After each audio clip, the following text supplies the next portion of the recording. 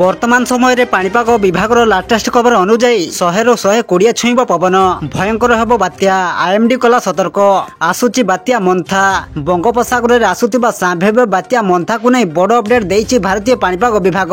समुद्र भितर भीषण बात्यार रूप नेब बात्या तेबे आसंतु नजर पकाइबा माड़ी आसुची बात्या 100 ରୁ 120 छुईब पवन अति भयंकर होउछि बात्या आईएमडी कला सतर्क।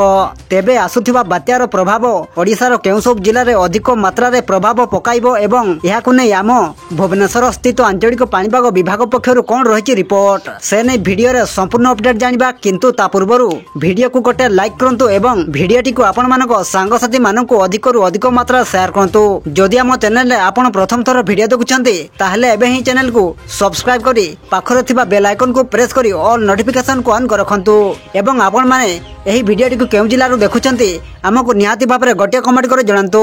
सूचना अनुसार बढ़िबो पवन रे बेग 27 तारिख रे बात्या मंथा सृष्टि हेबा परे नेब भीषण बात्यार रूप 28 तारिख रे भीषण बात्यार परिणत हेबा नै आकलन करछि भारतीय पाणीपाग विभाग बा एमडी।